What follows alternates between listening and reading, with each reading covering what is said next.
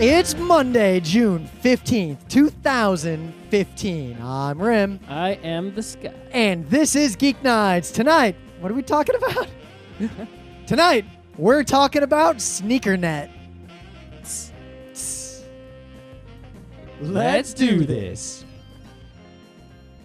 So I was unduly productive over the weekend because I had a bunch of, I had a panel from PAX South and then a bunch of other video from PAX South and a panel from PAX East, a bunch of other video from PAX East, and I had to edit that shit together so I can put it on YouTube. We've been kind of dormant on YouTube for a while. We've just been really busy with other stuff. I'm going to be not dormant on Saturday. It's a big Night Runner tournament. Live stream. Live stream. Watch out. If their internet works. Watch, I'm going to get there, bring all this shit. Their internet's not going to work. Well, then you just got to record it all and upload it or live stream over LTE. 1 megabit per second or something. I don't know. You want to pay for that? I don't know. What? Don't you have free unlimited bandwidth or anything? You don't have free unlimited LTE? I could get away with a lot as T-Mo. Anyway, so... Live streaming from 11 a.m. to 2 in the morning. Independently of that, the... Adobe, we know a lot of people who are running some crazy old ass version of Premiere.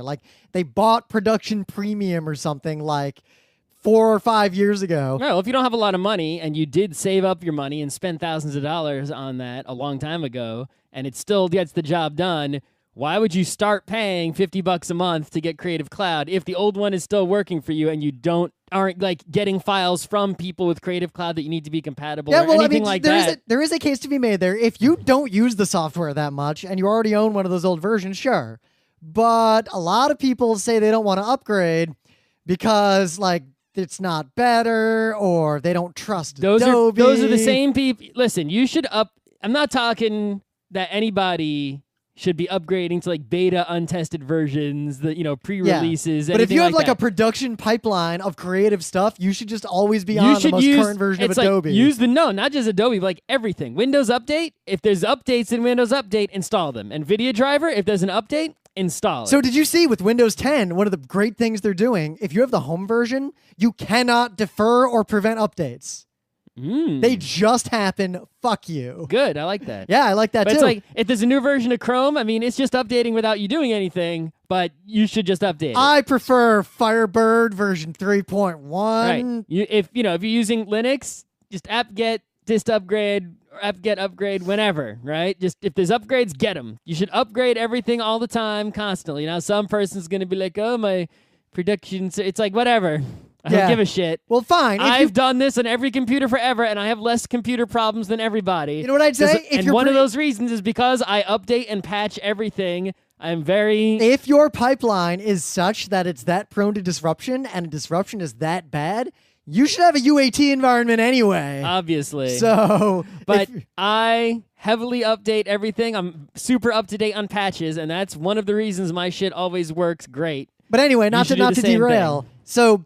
Especially with Premiere and video editing workflows, Premiere 4 is kind of garbage. Yeah, I had Premiere Elements before, when you were in Beacon. Wow. And that was way garbage compared to the real Premiere. But even so, that's better. That Premiere Elements was better than Premiere 4. Yeah, guys, if you edit video and you're not using the most recent Adobe Creative Cloud Premiere or Final Cut. Creative Cloud is breaking away from the pack, at least with Premiere specifically, which is what I use all the time. Final Cut is a Mac only thing anyway. Yeah. So the only reason the thing I'm about to say happened is because I'm on the updated version. Mm-hmm. So I found Dave Riley and Ajay did this great panel at Kineticon years ago. Yep. And I videoed it because I video everything. I have tons of old videos. I got lots of video of stuff and lots of photos of stuff that are just not posted anywhere. Yep. And in that same directory, I also had a panel that Luke Crane did at 2013 at a PAX. Mm-hmm. And I was all right, I had these things. I had the audio and everything in the directory. And I never done anything with them because it's a pain in the ass to sync everything up and just do all the stuff. But there's a feature now where you can take a whole bunch of just clips, just random crap, and just say, hey, synchronize this via the audio. And Premiere just figures that out. Yep. So I did that, and now I have this panel that Dave Riley did in 2012 at Kineticon, and this other panel Luke Crane did in 2013 at PAX, and they're already on YouTube. I'm just going to make them go live like in a couple days. The only reason I didn't do it today is because I just uploaded 2 other videos. One of the other things, the feature they added somewhat recently-ish is if you're doing speed grade or any kind of color grading, instead of like sitting there twiddling with all the color grading settings because you don't know anything about those because you're me and you're not a professional. Well, means you're me too. You're all of us. Right. You can just find a photo, any photograph that's already graded like the way you want, and drag that photo in, and it will grade the video to match the color grading in that photograph. Whoa, how well does that work? It'll even do it across. You can drag in a whole bunch of different video files into the sequence from different cameras and such, and it will grade all of them. Because I just recently started really playing around with Lumetri looks, which are kind of like baby's first color grading. And they already work like way better than what I used to do of like trying to set like a luminosity curve or whatever for a video. Well, I mean, they work better if you record the video as low contrast as possible. Yep. So if you want to color grade from now on, I'll record the videos in the grade. No, I don't, because that mode. means that there's another step that I have to do or I can't Otherwise, upload. the video will look gray. Yeah. No, I use color grading just to make our like pretty badly put together video look a little bit better. Anyway, so yeah, I got a bunch of YouTube videos thanks to the fact that I just upgrade my software, and yeah, like new features come all the time. All right. Yeah. So it's Monday, not the lounge, it's tech day. So there was big Apple news, and for once we didn't talk about it till way after just because of how scheduling worked. Usually Apple news seems to always coincide with Monday shows.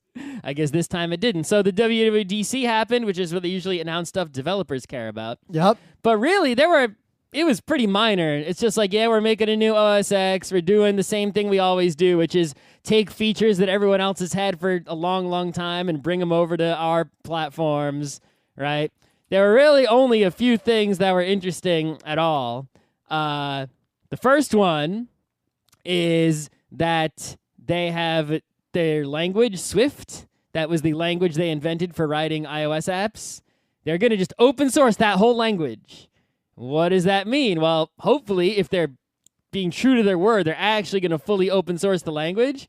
It means you'll be able to use the Swift programming language to program anything. You could make a Windows game, or an Android app, or a website, or... That is actually pretty big news if it really happens, like, fully the way it should. If you're a Swift developer, you won't just be a useless... If you learn Swift, you won't just be learning, how to make iOS apps. It's like a language that you can use and use for everything. So I think the reason they're doing this is to encourage people to learn Swift, right? To increase the size of that community around their language. Because obviously, Swift is going to be best at writing iOS apps, which is what it was invented for, and Mac apps. Yep. So by making it open source, it means like they don't make any money selling it, right, directly. They can build this community and get more people to develop things for Macs and to buy Macs to use this language.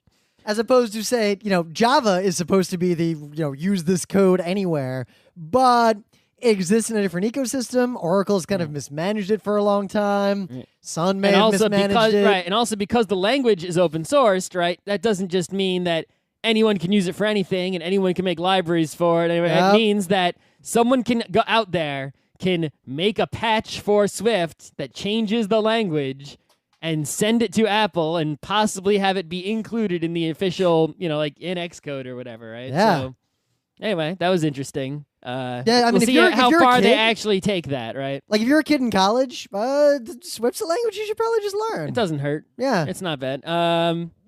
Let's see. They're making a music thing. No one gives a shit. Yep. Oh, here's an interesting one, right? I remember. They're making an app for Android that makes it easy to switch over to iOS. You put this on your Android phone, you open it up, you get your new iPhone you just bought, and it'll copy over a whole bunch of stuff to ease your transition. That's a really good idea because it's not like Android can possibly do this with iOS. They're blocking you from doing that. Yeah. If you tried to submit a migrate to Android app for iOS into the App Store, that shit ain't getting approved. I said it's a really good idea. That's a big, that could be a trust issue even, right? We'll see what happens with that. Yeah. But I will admit, my phone exploded not that long ago, and I didn't want to buy a new phone yet because even if I want to go iPhone, I mean, September's coming. Like, I'm not going to buy a phone now. Literally, right now, like this month, probably the worst possible time to buy an iPhone. Might as well just wait a little bit. All the new Apple stuff happens in September, October, guys. And this year, since iPhone 6 came out last year, it's going to be iPhone 6S. And it's going to be a bad idea to buy it because it's only going to be a little bit better than the iPhone 6. Unless you don't have an iPhone. If you're on like the 5 and you need a new one. 5 is a great phone. Wow, you don't need a new one if you got a 5. Some people might. Maybe they broke theirs. I don't know. But next year, September, there's going to be the iPhone 7, guaranteed, 100% guaranteed. I can't wait till next year. And then that is the phone you should buy. I'll be buying it because I have an iPhone 6 anyway. But this year is the year that there's going to be a huge step up in iPads. Since last September, there was only a little bit step up in iPads. There's going to be a big step up in iPads now. And they just announced in the new iOS, they're going to support side-by-side multitasking. So, like, you can actually have 2 apps open, actually fully open at once, and see them both at once. Whoa, it's like a laptop computer. It's like Windows 3.1 all over again. Yeah. Right? And then, like, this is really useful for copying and pasting from one to the other. It's really useful for everything. That's watching why watching a YouTube video in the corner while you write something in Google Drive, or this et cetera, is why et cetera. The Windows interfaces, people were going down that road of just have one big window, like one big screen, like full screen every app. Well, they're still limiting it. Your choices are basically split the screen in half, make one app sort of sneak in on the side, or the app uses a special API like the YouTube one to like just play a video I'm just talking, in the corner. forget technology. I'm talking purely from UX perspective. Microsoft and Apple both had this road they were going down. Apple much more so of monolithic full screen apps doing things on computers and because tablets. most people, the vast majority of people, I think, even using a multitask user interface, tend to just maximize one app that they're using. Except that you think that, but I was thinking about this a lot because I do UX kind of as my day job. Well, this is why. See, people do that on Windows. I think the thing is on OS X, reason they don't let you maximize things properly was to force people to realize they could and multitask, right? If you look at Apple users, they rarely even though like full screen was a recent feature, people rarely full screen. They usually have a cluttered ass screen full of windows open, sort of like a Windows person has a cluttered ass screen of icons. Yep. Right? Because maximizing doesn't really fucking work properly the way it does in Windows. So you sort of are forced into this multi-window, multitasking but the method people of who operation. have to use computers to do boring crap at their jobs, pretty much everything they do involves having multiple windows of things open at the same time and looking at them at the same time. Looking at a spreadsheet and typing something into something else. Yep. Or right now, I got Audition up, and then next to that in the same monitor, I got the next news thing we're going to talk about. And then on the second monitor, I got a notepad where I'm taking show notes. Right. But anyway, this is even good for just having a candy box next to a web browser. That's bad. Stop. No. Just have your candy box always open on the side while you get your real stuff going on the other side. But anyway, this is apparently on the big iPad. It's going to work better than on the smaller iPad. Maybe depending on what they announce in September, I might get the full-size iPad instead of the mini iPad that I have now. Because the problem with the mini iPad I have now, the only thing really wrong with it is that it only has 16 gigs of storage. And Apple fucking rips you off, and they're not going to stop ripping you off. To get the 128 gig one, you basically have to pay $200 or $300 extra. Dude, I can get a 128 gig USB stick for like $30, and you're telling me that to put 128 gigs inside the iPad instead of 16, I got to pay $300? Oh my God, go fuck yourself. But I sort of have no choice because it really doesn't work well with 16 gigs. You fill that shit up so fast. I have to delete apps like it's the DOS days because I'm running out of storage. Yep. I can't even put photos on here. You think now, would I have paid this much money amortized over the time I've owned this thing to just not have to worry? I think they just should be legally required to have an open storage slot where you can put an SD card in, and fuck you. Yeah, because SD cards are tiny. I think it's price fixing right? Maybe. Except if I was the FTC, I would say it's price fixing. I'd say, Apple, why is this one $300 more than that one when the only difference in parts whatsoever is this $30 chip? Why you can, unless they are a monopoly? How is that not price fixing? That's not what price fixing means. Okay. Price fixing would be if they coordinated with other tablet manufacturers to make sure no one had expandable storage. and they all agreed to do that. Then you could go after them. We need a new term for whatever this is because it should be illegal if it's not. You know what it is? I'll tell you what the term is. It's apple. Gouging? Apple is what price the term gouging? Is that illegal? You don't gouge an apple. You take a bite out of it. So Fuckers.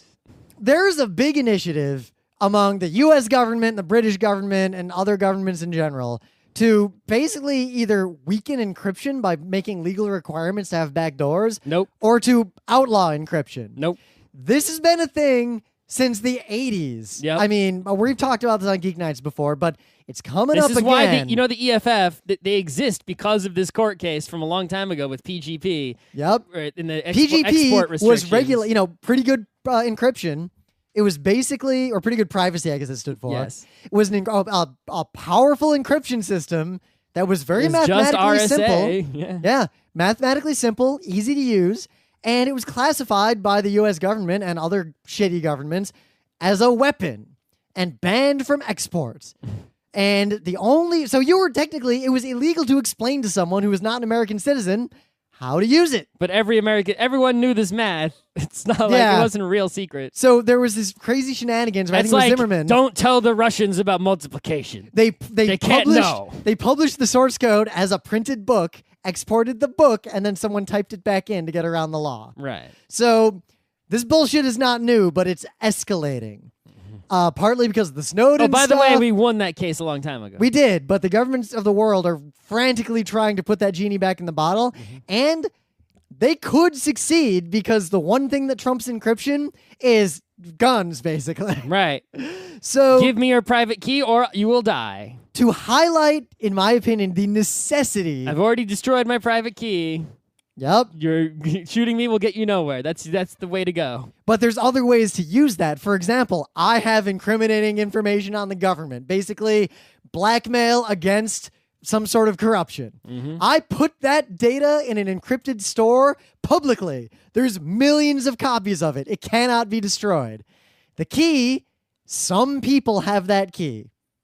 I might not have that key. Someone has the key. If Scott sets me on fire, someone who has the key finds out because I didn't check in, and then that data magically gets revealed to the world. So basically, if you destroy me, the information that you were trying to keep secret will be revealed, and right, so you can't touch me. Another aspect, unless you're willing to, get the blackmail revealed on you. Another aspect of encryption is that it's actually a fundamental component of actually being able to put data in places anonymously. It's a big part of that. So to combine those two things, there's a story here that apparently is not an uncommon story where a journalist in India used a Facebook page to publish information about some government corruption. And though he posted under a pseudonym, people figured out who he was, tracked him down, and the police burned him alive. The police burned him alive. That is what appears to have happened. If in the United States... Well, the police better get on arresting these people. No, even if police burn someone alive, right? In that case, right? If they shoot someone, it's like there's a police protocol for that. They can get away with it. If they burn someone alive, the FBI would come after them. Yep. So there are big investigations and everything going on, but... Isn't there an FBI of India? There is, but I have a suspicion. It's also corrupt? That's my suspicion. See, while I'm sure every part of the U.S. government is corrupt, I sort of get a feeling that the FBI is slightly less corrupt. If our government was that corrupt, like Snowden wouldn't be alive today. It's like as much corruption as we have, like the amount of corruption that goes on everywhere else in the world is actually way, way worse. It's to the point where people are just used to it. Yeah. Right? A cop pulls you over in the U.S. You can't just slip him a $50 bill and expect that that's going to make it be okay. That will make it worse. Right? Now, maybe if you slipped him... If you're in Italy, you're just expected to slip over a $50 bill. That's what you do. Basically, I urge you to read this because even if this isn't a concern in the U.S., encryption and anonymous speech on the internet, like actually anonymous speech, the same, system that allows 8chan Gamergate bullshit to happen, could be used to prevent this journalist from being murdered. So encryption and anonymous speech come with a whole bunch of bad consequences, both societally and technologically, but the consequences of not having them are far worse. And if governments start pushing to actually ban this stuff, you really need to be mad enough about that to do something. On a tangent, if you're the one being blackmailed for pretty much anything ever, there's only two possibilities. One, you did or are guilty of whatever someone's going blackmailing you with. I already have my counterpoint ready for you. Or B, you're not guilty. All right, if Scott, you're guilty, just admit it so they can't blackmail you. Scott, here's the blackmail. Okay. I'm a Russian politician where homosexuality is basically illegal. Okay. The blackmail is proof that I'm homosexual. Just admit it. And then what? I get kicked out of office and possibly jailed. That's tough shit. You just got to deal with it. What do you mean you just got to deal with it? Stand up for being gay, and then, maybe that'll help fix things. Don't you think you could do better by being in the government as an incognito gay and then working to undermine the system? What if you're the rebel? When has that ever worked? There were a lot of moderately high-profile Nazis who were actually agents who were working hard on stuff like that. That stuff happens. Are you saying that the gay Russian politician is a spy? All right, fine. What if this journalist here who was murdered by the police in India, a third party broke his encryption and blackmailed him saying, look, pay me money or I'll reveal to the police that you're the one who exposes their corruption? I'd be like, leave the country. All right, I reveal. Yeah, that is an option. But then again, like Salman Rushdie, he got attacked way outside of his country of origin multiple times. People chased him. How many people were murdered by the KGB outside of Russia? Just saying. Well, Letterman admitted to having sex with his staff, and but that didn't seem to be a problem when someone tried to blackmail him. If it's not a situation, that didn't seem to cause him a problem. If it's not a situation like that, where the thing that you're guilty of is not and should not be a crime, but you'll be murdered or fucked for it anyway. Yeah. Post your Sonic the Hedgehog furry porn and cosplay outfit and be like, yep, that was me. Yep, I'm still running for president. Bring it. Because the pain of that is not as bad as the pain of having to pay some asshole a bunch of money or whatever they want. Interestingly, I've learned recently... Unless they're blackmailing you for $1, right? I guess that's always possible. Rim's Scott, give me $1 or else I'll set your house on fire. It's like, here's $1. All right, we're good. Then I'm a racketeer, I guess. I don't know. But apparently, it is illegal to blackmail someone. Yeah, obviously. Sort of, but actually there's a lot of situations where depending on how it's framed, it's not. What? Give me one of those situations. I'm not a lawyer. I may execute upon it. So here's why. I know many things. It is not illegal to pay blackmail money. No, of course not. So if someone just says, hey, I have all these really embarrassing photos of you I found. Isn't that funny? And he doesn't directly threaten you, and you separately say, hey, here's the keys to this condo that I own. Use it whenever you want to pay that blackmail. You probably couldn't actually take any legal action against those people. Nope. So it appears that it's easy to blackmail people in such a way that it would be very hard to prosecute you for blackmailing them. Mm. Now I'm just thinking about that Monty Python skit. The blackmail show. I'll link to that as a secondary thing of the day. Right, but if you don't suggest... let's say I have a website. I put it up with a bunch of embarrassing photos of Rim, and it has a password so no one can get to it. And I send Rim, hey, check out this website. And I send you the URL and the password. Yep. All I say is, hey, check out this website. You check it out. You go, oh shit. But you see there's a password on it. I haven't said anything else. I can't say anything else. I can't say pay me money or I can't, right? How do you get the hint that you're going to have to pay? You just don't realize. You just think, oh, shit, Scott's going to reveal. Well, see, you think that. This comes down to how naive are you and how dumb is the blackmailer. Right. This is like that Burning Wheel game where we failed our write test and then our cohort failed their read test. So one other news. I'm not going to talk about this a lot, but this is so amazingly cool. So there's in the culture books, there's the neural net mesh, which is this technology where you basically put this this mesh inside of your brain, and then it's like an awesome machine interface. It's like a cyber brain and Ghost in the Shell. That technology is actually kind of real, and there have been some big breakthroughs in it recently, and they're injecting with needles meshes into the brains of rats in a manner that not only does not kill them, but allows the brain to be sort of analyzed on a level we've never been able to analyze a working brain before. Okay. This stuff is so cool. Just another step towards our Ghost in the Shell future. Yes. And also, the article is terrifying to read just by the nature of what and how what they're doing and how they're doing it. And it's phrased in this very sort of neutral language, but reading between the lines, horrifying death is a common failure condition in this kind of research.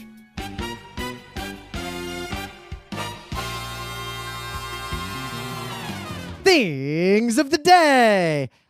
There's this thing. I actually encountered a very similar thing way back when I worked at IBM, because at IBM, in this one facility at IBM, in this one department at IBM, in this one part of IBM, I won't say what part, there are some DNS servers that are pretty important. They're like the root DNS servers for this stuff. Are they the root DNS servers for IBM.com? No. Okay. So they also host some other services. Like, I think there's some... Are these ancient IBM mainframes, like with COBOL and shit? No, nothing like that. So I think there's some SOX proxies. Spinning tape wheels? Scott, do you even remember or know what SOX is? Yeah, it's an HTTP proxy kind of thing. Sort of, yeah. So it's got a bunch of services running, like old-ass services.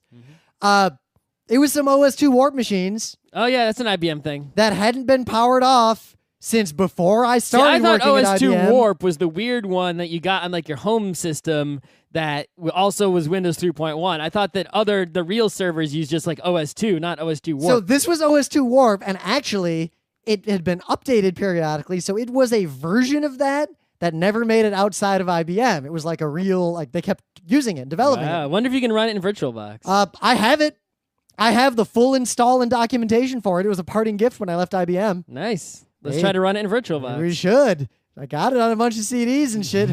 I guess we probably have to run it in box. Yeah, you'd have to run it on like a hardware. Which is an x86 emulator. That shit's not going to just work in like VMware. Yeah, BOCHS is an x86 emulator. Yep. So. But anyway, so this thing was never really powered off or anything and just kept working. Everyone was terrified of turning it off because they were afraid, what would happen if it doesn't turn back on. Yeah, this thing we haven't run the boot sequence on this in a long time. We don't even know if it works. Like, for all we know, I worry about that on servers that have been running for like a year. It's like, wow, if this reboots, will it turn back on? Yeah. Or even like, what if a hard drive failed in such a way that it just won't spin back up? And in old computers... Oh, mechanically, yeah. Yeah, or even like in old computers, it could be running out of RAM. That hard drive might be empty, depending on how it's set up. Like old OSs, you could run shit in weird ways that you wouldn't even dream of in the modern era. Yeah, what if this has like a RAM disk? Yeah, what if there's a RAM disk and like, oops. So this is a story that's public of a similar thing. A computer from the 80s, I think it's like a Commodore machine or something. Yeah, I think it's an Amiga or something like that. Has been controlling all the HVAC, so like the heating and cooling and boilers and everything. As opposed to, say, a thermostat. For 19 school buildings in this area via this like crazy wireless network. Yeah, basically the temperature sensors in all the buildings will radio over to this computer with a radio, right? Like a radio, what the temperature is, and then the computer will decide whether to turn the heat or air conditioning on or off. And it will send a radio signal back to the school that's in a different building across town and tell it, turn your heat on, turn your air conditioning on. Quote, whenever the district has a problem with it, they go back to the original programmer who still lives in the area. It's a very unique product. It operates on a 1200-bit modem. I guess 1200 baud. I'm pretty sure it's baud. Well, baud, do you know what the difference is between a baud and a bit? I thought it was the same thing. Isn't it? No. Isn't it bit and something? No. I'll save that. I'm gonna make that a thing of the day separately. What baud is? Yeah, because baud stopped being relevant when we jumped from 9600 baud was the last time baud meant anything. Right, but like a 9600 baud modem sent over 9.6 kilobits per second. Was it bits or characters? I thought it was bits. Yeah, I'll link to an article about it. If it's characters, that's way more bits. That's 8 times as many bits. So this thing needs to be replaced, obviously. And this article kind of talks about why it's going to cost $1.5 to $2 million. Why can't just each building control its own heating and cooling? Yeah, they Is could. it really that complicated? You don't need new heating machines or new cooling machines. They'll seem to be working. It's not just turning on and off, from what I can gather, because it's controlling kind of these ass old boilers and like all this complicated stuff. Oh, okay. And basically, I think part of the cost and some high school student was able to write a program to control it. I don't know if it's a high school student, but part of the cost... He was a high school student when he wrote it. I think part of the cost is that someone's got to go and like really figure out exactly what it's doing. But I'll bet I could do this project for half that money I could do this project in like a weekend. Well, no, I would. If you sent me the source code for that thing to study it for a little while, and I'll run it in a little emulator, I could replace that shit so fast. I would go a different tack. I could put like I'd put like one Raspberry Pi in each school, connected to an Arduino that's controlling the relays or whatever the physical. You don't even need the Arduino. You just put one Raspberry Pi in each school and like one backup Raspberry Pi next to it. Because why the fuck not? So plug them into the wall with a battery backup. So Scott, how does it like control the boiler then? Whatever wires. There's definitely a device. Yeah. Connecting that radio to the boilers that exists now. I figure out what protocol is going on between the radio and the boilers, and I implement that in the software. It might be a bunch of like high voltage relays. It might be like some fucked up mechanical logic. Those relays are there. At the connection point with the radio, there is an analog signal going to the radio, and I can connect to it, the Raspberry Pi at that point with, worst case, like an ADC or whatever. Yep. So you got a thing of the day? Oh, sure. So... Yeah. The camera that I have is the very fancy Panasonic GH4. It is a fancy camera. It is expensive, as most people would see it, at the price of $1,700. You can get it for less, like $1,200 or used or refurbished or whatever. Yep. The magic of it is that it can take 4K video, which is insane for like a camera with interchangeable lenses and all, right? It is crazy good at video and also pretty damn good at photo and whatnot. So... it is a very popular camera. But, you know, you might think that's a lot of money, but really, it's not actually that much money as far as cameras are concerned. The Canon 5D Mark III, which is like the standard for digital cameras that have a sensor the size of size of 35 millimeter film, full frame, is like almost $3,000. It's ridiculous, right? It's way big, and it only takes 1080p video and whatever. But it's still a very popular video camera regardless. Anyway... some guy had that camera, the same one as me, and he attached it to the Fujinon XA55 lens. See, the thing with a mirrorless camera, the Canon camera has a mirror in it, which means the distance between the sensor, or the film, the digital film, and the lens is a big distance because you have to put a mirror in between that space. The mirrorless camera, there is less space, which means... you can use a lens designed for a camera where there's more space just by basically sticking a tube on there, right? Because it's like, oh, this lens is designed to be 2 inches away from the film. This camera, the mount is like half an inch away from the film, so we'll just put a 1.5-inch disc in between, and then we can attach this old-ass lens to this brand-new camera. And so that is the magic of the mirrorless GH4 and other mirrorless cameras. So the Fujinon XA55 lens... is one of those lenses made for a TV camera. Like, you ever watch sports and you see those guys in the sidelines? But you think it's a giant camera? They have this giant camera, right? Like the guy at the football game on the sideline who's like in the little, like the lift, right? And he's got this giant camera. It looks like a big box, basically, right? You realize that the box is the lens. Everything else, the camera behind it is very, very small.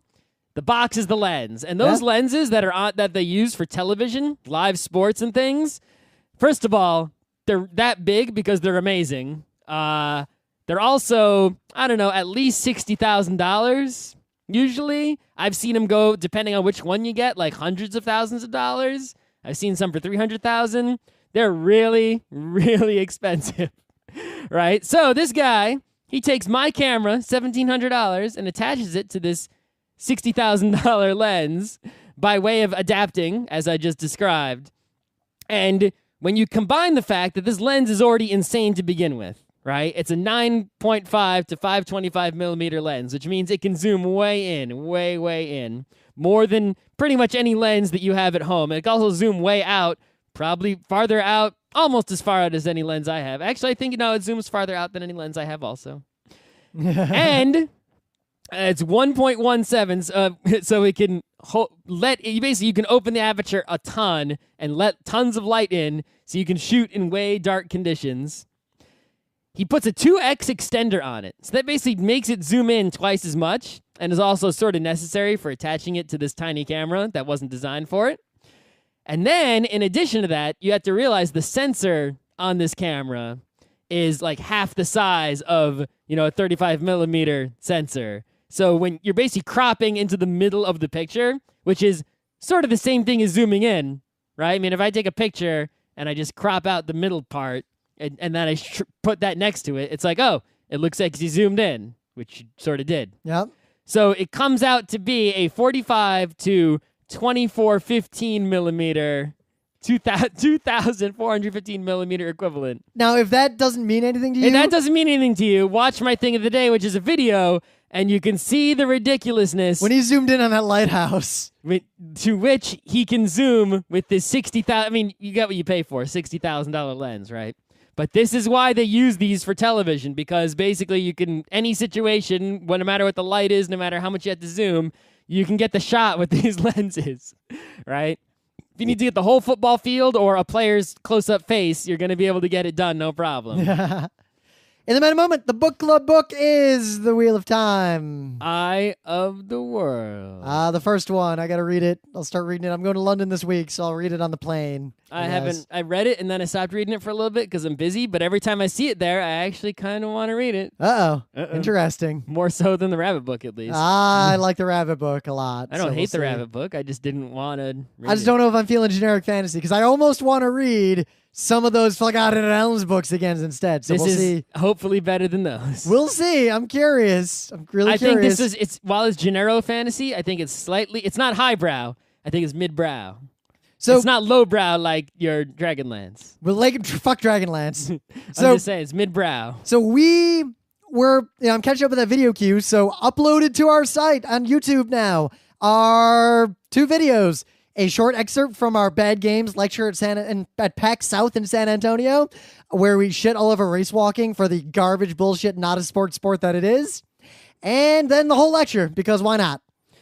Also, this Saturday, I mentioned it already, but whatever. I'm going to attempt to live stream the Philadelphia Regional 2015. I don't know what order to put these words in. The 2015 Philadelphia Netrunner Regional Championship? Philadelphia Regional 2015 Netrunner Championship. Yeah, I don't know. How do you put those words in the right order? Someone help me out with that.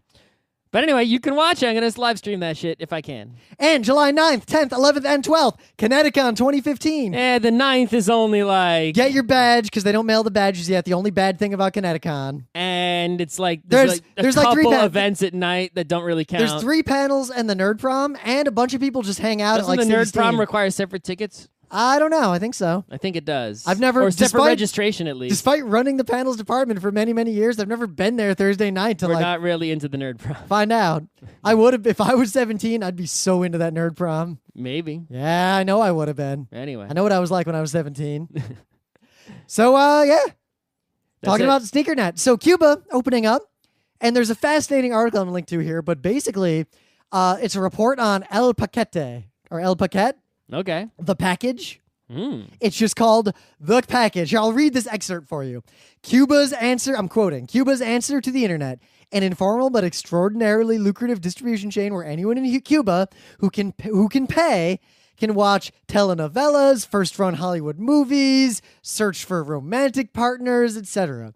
The so-called weekly package, distributed house to house, I guess on USB sticks, contains a bunch of movies and TV shows and documentaries. So there's one person with internet who downloads all this shit onto USB like sticks. Like pirates a terabyte worth of shit. Where does this person get their internet from that fills up these USB sticks? I don't know. Read the article. Where did they get all these USB sticks from? Well, Scott, wait, where'd you get it? I could, if my job was hang out on Pirate Bay and assemble the package every week, I can make one fucking amazing package. I could make an amazing fucking package as well, but how do I get that package onto so many USB sticks enough for all the nerds in Cuba? So it's sort of this ad hoc network where like one gets made, and I guess once you've got one, you can churn out a bunch of them, just copy them. Right, and how do I have one guy in the neighborhood gets El Paquete and everyone else copies it and doesn't pay? Yep, so read the article and it goes into the details of how this works, but apparently it's you get a terabyte a week for $10 a week. Holy shit, they are downloading a lot.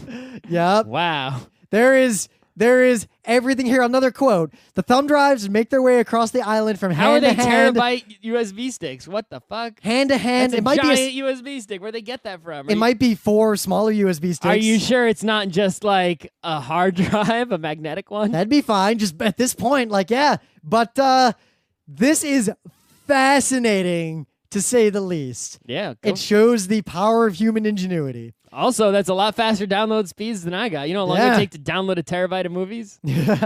So, one, this is amazing because one, it subverts, the worldwide copyright Can regime. I pay $10 and get El Paquete delivered to New York? Oh my God, I want El Paquete. I'll pay $10 for that. Yeah. But two, this was also subversive in Cuba because for all the stuff the NSA does, this is the kind of network that is the hardest to bust up. Oh, yeah. Way more useful than complicated encrypted mesh networks. There's nothing to spy on. It's like, imagine if people aren't using the post office and, there's no third party, there's no central point where the communication passes through that you can sit and look at all the things that are happening. It's just one guy hands a thing to another guy. And then that guy copies and gives it to 10 friends, and those it's guys like copy you it. are not, it's like you have to look out the window and see who's handing who what. See, okay, I saw that those two people exchanged something. You go down and find out. I was letting him borrow my screwdriver. It's like you can't be doing every time people trade something. It's like, and how can you see every time people do anything in public, right? Just and more importantly, exchanging goods and services. We can use waste networks and all the stuff we talked about. A guy in brings Geeknights. his car to the mechanic to get it fixed. He leaves the mechanic. Oh, the glove box is filled with USB sticks. Yeah. You had no idea. But How are then- you supposed to know? all the complicated ways we've talked about to really subvert governments and share information, they all rely on a couple things. They rely on you still having electricity, the internet still being there, and in terms of even ad hoc encrypted mesh networks, the EMPs and things can still take that out. But If you send data over anything that's wireless ever, someone who's near enough can spy on that. now it Somehow. might be encrypted. Maybe Might it be can't be encrypted, spied sure, on. But but signal intelligence can figure out where the broadcasts are. And even if they can't figure it out because it's a really complicated, cool mesh or you have network, a really long wire between your home base and your antenna. they can just jam it. Any wireless signal can be jammed. Yep. Jamming is way easier than doing. And any wired signal can be cut, obviously. Or hey, what's this if wire? if it passes through any point that is not you and its destination, it can be spied upon. So the sneakernets are sneakernet is the term for when you exchange information in person or via physical artifacts. As in, you are using your sneakers, your shoes, as a network. to deliver the data. I take a floppy disk, I walk over to Rim's house, and I give it to him. And this is used for real stuff. As I linked to in this article, sometimes mailing a truck full of hard drives is way faster than any other option. Yeah, I mean, think about how, you have gigabit connection to the internet, 10 gigabit connection to the internet. All right. How fast is that? Can that beat me mailing a 4 terabyte hard drive in the mail? What about me? What if getting a U-Haul? What if I do overnight express mail? What if I do a bike courier across the city? What if I get a U-Haul and literally fill it to the brim with 4 terabyte discs? Yep. Wow, what if you made a truck that was dedicated, it's got all the drivers mounted in it and just has a port on the outside to connect and fill it with data like gas? Mm-hmm.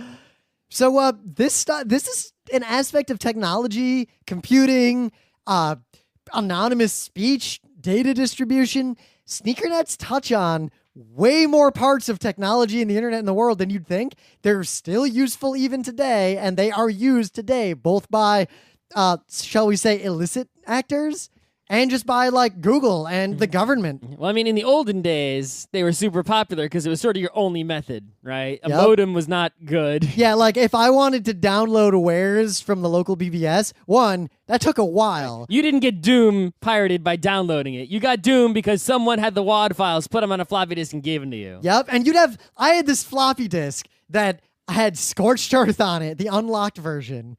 Good God, did that floppy disk get copied basically around the world? Yeah, Because everyone in school, right, keeps trading files between all their floppy disks, right? That was Sneakernet. Every high I school. got a copy of Scorched Earth and LHX on a floppy disk once, and when I was in high school, and it had some of the shit from the same disc I'd seen in a different school district in middle school. Yep. Data just starts to accumulate on that rolling stone. Moss grows all over a rolling USB stick. That's right. Well, that's the thing is nowadays, the floppy disk, it's not, people aren't doing it as much because it's no longer necessary. You can just download and trade over the net. But the USB stick that is such high capacity in such small space makes it more powerful when you do use it. Yep. And you can do crazy stuff. You can leave a USB stick out in public somewhere and someone can pick it up because it's so small. People are like sticking USB sticks in walls with the USB port sticking out. And if you get a little cable or shove your laptop up against the wall, you can get the data on there or leave data off. So think about this. Hey, what's this USB stick? Oh, it's a whole bunch of government anti-corruption stuff. Oh, it's a bunch of viruses. It just ruined my computer. Yeah, that too. Did you see the dude? He made a proof of concept, a USB stick that will physically destroy any computer you plug it into. Nice. It's pretty complicated how it does it. Like, it's way harder to do that than you'd think. But any computer, Mac, PC, doesn't matter? Yeah, hardware ruins it. Even if I use a hub? A USB hub? Through a hub, I might just destroy the hub, maybe. Depends. Interesting. Yeah, it's a complicated thing. Powered hub, non-powered hub? I'll find the article. Let me make a note on this third monitor to remember. I'll link to this in the forum because I don't remember the detail. But yeah, the increased capacity makes it, so much more powerful. The other things you can do is you can sort of have half Sneakernet, right? We talked about Pirate Box way back in the day. You can make like a physical thing that you carry around that has Wi-Fi. So it's still wireless. It still sort of has that bit of insecurity, but you have to be pretty close to it to get it.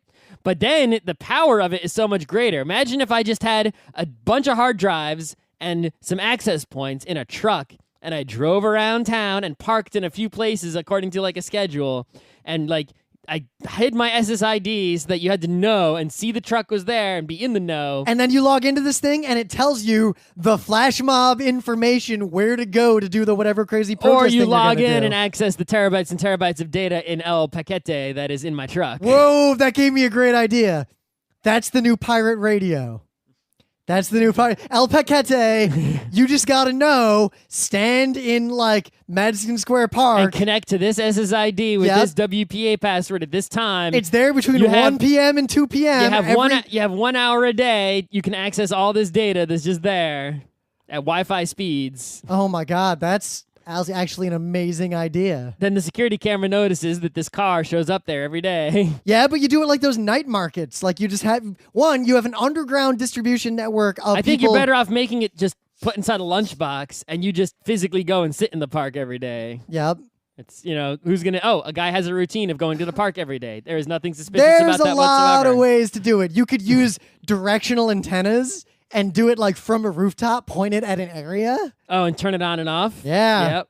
There's a lot of cool, there are ways to do this. Mm-hmm. There's many ways to do this. But the idea is that if you want, there's a lot of things you might want to do where putting that information on the internet publicly ruins it because people you don't want to see it can have access to it. And encryption and everything, there's like noise and chatter could still reveal what it is you're doing. Sneakernet, or I guess pirate Wi-Fi, localize the effect, and it's security through obscurity. Like, don't get me wrong, but it's obscurity that's kind of hard to defeat. And even at the beginning of the Matrix, the dude comes up to his door and with like trading floppy disks, right? Well, I mean, never forget in Hackers the famous line, "Hey, remember that place I put that thing that one time?" Yeah. I still have some old friends. I still have some relationships like that. There is, in fact, a place where I put that thing that one time. And there's some people on this earth who know exactly where that is. It's probably in Michigan somewhere. Maybe not. Pretty sure it is. Maybe not. Okay. I'm not going to say anything about it because it's kind of important in case I ever need it. Uh-huh. You never know. The gun. yeah, there's a gun hanging out there. $1. A D20.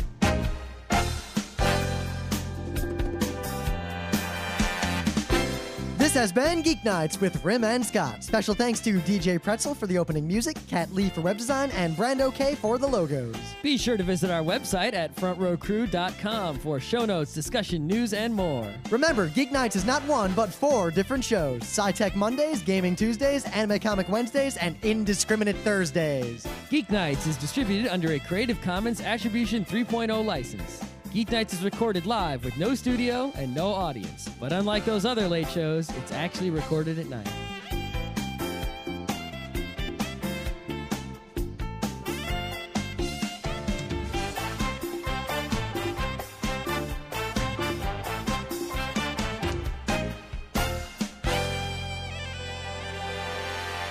versions, the pre-releases. But if you have like that. a production pipeline of creative stuff, you should just always be on the most current version of Adobe. Not just Adobe, but like everything. Windows Update, if there's updates in Windows Update, install them. And Video Driver, if there's an update, install it. So did you see with Windows 10, one of the great things they're doing, if you have the home version, you cannot defer or prevent updates. They just happen. Fuck you. Good. I like that. Yeah, I like that but too. It's like, if there's a new version of Chrome, I mean, it's just updating without you doing anything, but you should just update it. I prefer Firebird version 3.1. Right. If you're using Linux, just apt-get, dist upgrade, or apt-get upgrade whenever, right? Just if there's upgrades, get them. You should upgrade everything all the time, constantly. Now, some person's going to be like, oh, my production, it's like, whatever.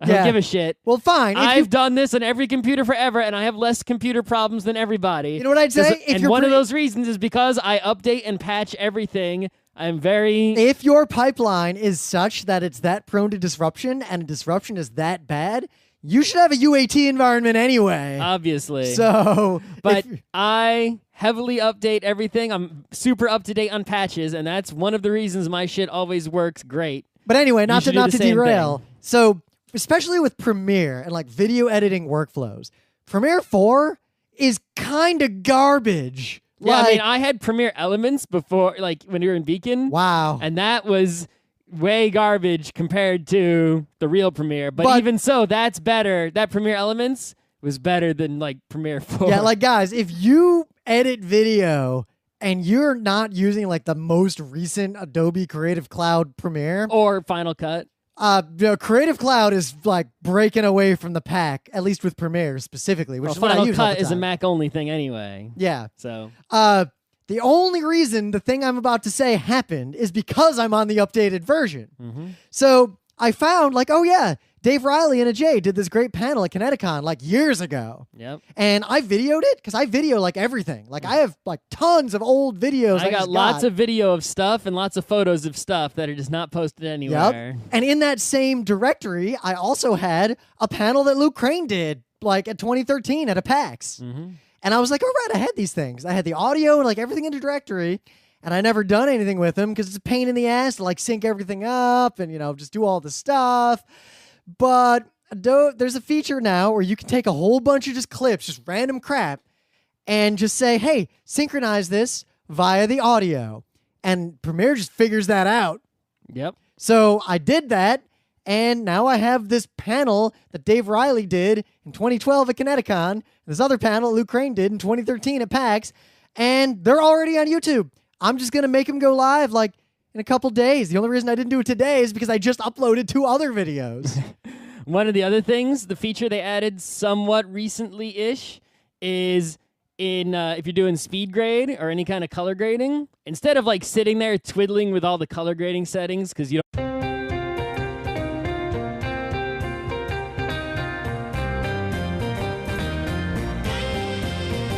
It's Monday, June 15th, 2015. I'm Rim. I am the Sky. And this is Geeknights. Tonight, what are we talking about?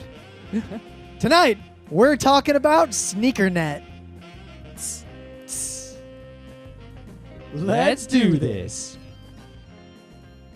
So I was unduly productive over the weekend because I had a bunch of, I had a panel from PAX South and then a bunch of other video from PAX South and a panel from PAX East, a bunch of other video from PAX East, and I had to like edit that shit together so I can put it on YouTube. Like we've been kind of dormant on YouTube for a while. We've just been really busy with other stuff. I'm going to be not dormant on Saturday. It's a big Netrunner tournament. Live stream. Live stream. Watch out. If their internet works. Watch, I'm going to get there, bring all this shit. Their internet's not going to work. Well, then you just got to record it all and upload it or live stream over LTE. Like 1 megabit per second or something. I don't know. You want to pay for that? I don't know. What? Don't you have free unlimited bandwidth or anything? You don't have free unlimited LTE. I could get away with a lot as T-Mo. Anyway, so live streaming from like 11 a.m. to 2 2 in the morning. Independently of that, the Adobe, we know a lot of people who are running like some crazy old ass version of like Premiere. Like they bought Production Premium or something like 4 or 5 years ago. No, if you don't have a lot of money and you did save up your money and spend thousands of dollars on that a long time ago, and it still gets the job done, why would you start paying $50 a month to get Creative Cloud if the old one is still working for you and you aren't like getting files from people with Creative Cloud that you need to be compatible or anything like that? There is a case to be made there. If you don't use the software that much and you already own one of those old versions, sure. But a lot of people say they don't want to upgrade because like it's not better or they don't trust Adobe. Those are the same people. Listen, you should I'm not talking that anybody should be upgrading to like beta untested